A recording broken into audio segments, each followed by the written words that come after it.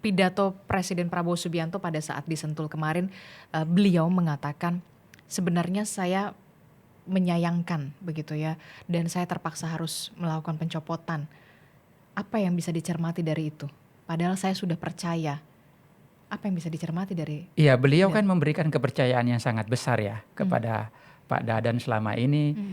Setiap usulan-usulan program kerja terkait MBG semuanya diberi keluasaan, tetapi Pak Prabowo juga mengatakan saya bersedih karena secara emosional kan dekat, tetapi tidak ada toleransi antara hubungan personal dengan pelanggaran-pelanggaran yang tidak bisa ditoleransi pula. Apalagi beliau mengingat pesan almarhum ayahnya bahwa yang menyangkut untuk kepentingan publik, untuk kepentingan masyarakat harus dahulukan kepentingan masyarakat. Nggak ada persoalan pribadi, nggak ada persoalan hubungan emosional terus kemudian harus melindungi itu. Jadi itulah komitmen Pak Prabowo bahwa orang terdekatnya sekalipun kalau melakukan pelanggaran, kalau dianggap mengelola sesuatu tidak tepat, maka beliau akan melakukan tindakan yang tegas. Nah, itulah bukti komitmen Pak Prabowo terkait soal penegakan hukum yang selama ini orang meragukan itu. Nah, jadi kita lihat lah ya, tapi Pak Prabowo kan begini, sering menyampaikan bahwa semua kritikan publik hari ini tentu pastilah didengar, tetapi tidak mungkin misalnya begitu ada kritikan langsung dieksekusi, begitu ada kritikan besok langsung diselesaikan, tidak begitu juga kan mengelola negara. Tentu mengelola negara ini kan pastilah harus dengan yang cermat juga, tidak boleh juga gegabah mengambil keputusan-keputusan. Dan menurut hemat saya banyak sekali perkembangan-perkembangan, tentu karena begini ya, ini kan program prioritas pemerintah. Bayangkan saja Mbak, ya mungkin saya nggak tahu ya Mas Adi, saya boleh agak curhat sedikit. Saya berkeliling ke dapil saya, apalagi dapil saya Pak Adi di Sulawesi Tenggara, ada daerah pulau-pulau. Kita seringkali menyaksikan anak-anak kita di sana berangkat ke sekolah harus menyeberang jembatan, sampai di sekolah mereka nggak sarapan. Bagaimana kemudian mereka bisa berprestasi di sekolah, belajar dengan baik kalau dalam berangkat ke sekolah dalam kondisi perut lapar? Bagaimana mereka kemudian bisa secara mental fisiknya bisa bagus kalau misalnya kekurangan sana sini gizi? Nah, itulah yang menyebabkan semua Pak Prabowo kemudian melandasi bagaimana program MBG ini harus berjalan terus karena kebermanfaatannya sangat banyak, terutama bagi daerah-daerah pelosok. Nah, makanya kemarin Pak Presiden memanggil Kepala BGN yang baru memberikan instruksi bahwa sekarang bukan hanya soal kuantitasnya, tetapi kualitasnya harus sangat diperhatikan. Dan terutama yang paling penting adalah daerah-daerah yang paling membutuhkan dulu. Jadi harus ada tepat sasaran. Jadi 3T, boleh 3T. 3T, boleh misalnya kuantitasnya dikebut, tetapi di sisi lain jangan lupa soal kualitas. Karena ini yang selama ini dikeluhkan publik Mas Adi.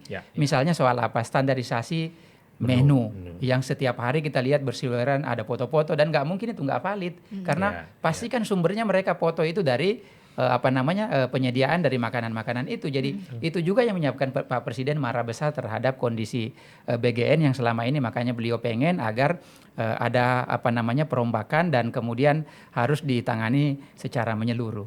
Oke, jadi selama ini berarti laporan itu diterima oleh Pak Prabowo dan juga didengar gitu. Apalagi kita tahu BGN adalah badan yang kurang dari 2 tahun kalau tidak salah dibentuk begitu ya. Kemudian punya anggaran yang fantastis begitu ya. Kita semua mengapresiasi ketika pemerintah punya atensi ataupun perhatian kepada anak-anak Indonesia untuk bisa menciptakan sumber daya manusia yang unggul, tentu kita apresiasi. Tapi kemudian pengimplementasiannya yang kemudian harus dioptimalkan. Soal kalkulasi ini merupakan jadi bentuk kalkulasi politik juga nggak sih? Selama ini kan udah banyak nih kritikan sampai akhirnya ya udahlah, udah nggak bisa dibendung lagi. Oke, ganti, copot, kita lihat lagi bagaimana next selanjutnya di bawah kepemimpinan Ibu Nani Asdayang. Ya, bagi saya ini bukan soal politik nggak politik ya. Bagi saya ini adalah batas toleransi yang sepertinya diberikan oleh Presiden kepada para pembantunya. Kalau memang tidak perform, tidak sesuai dengan harapan, kekisruhan dan kontroversi itu tidak bisa diselesaikan, pasti diganti.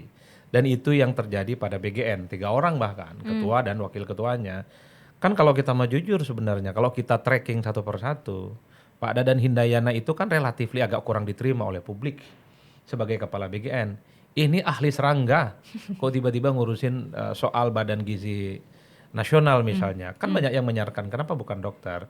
Tapi sepertinya Presiden ingin memberikan kepercayaan bahwa Dadan itu dalam banyak hal pasti bisa mengelola satu program yang cukup serius. Memberikan Program kepercayaan atau challenge?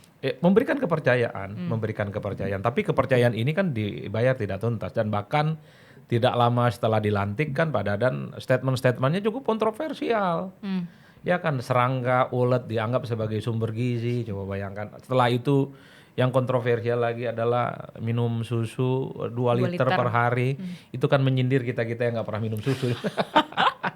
Terus apalagi bahkan yang teranyar itu Adisti mau ngasih MBG ke Arab Saudi, coba kok itu nggak make sense. Seperti inilah yang saya sebut sebagai. Jadi menurut Anda sudah terlalu banyak ya pernyataan-pernyataan kontroversial dan pernyataan yang makanya kalau kita tracking loh di medsos ya, kenapa sih nggak tahun lalu nih orang dicopot gitu loh.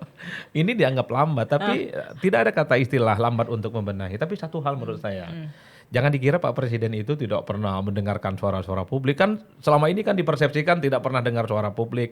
Percuma kok kasih masukan, percuma bicara sama Presiden lewat apapun, lewat medsos, lewat media, katanya nggak didengar. Tapi kalau kita mendengarkan pidato Pak Prabowo ya, kan selalu bilang malam-malam sebelum tidur nonton podcast dia bilang kritik kanan, kritik kiri, panjang kali lebar. Pertanyaan saya, podcast saya didengar juga nggak ya sama Pak Prabowo? Ya artinya punya intensi terkait dengan suara-suara dan bahkan di depan kawan-kawan DPR pilu rasanya dikritik PDIP.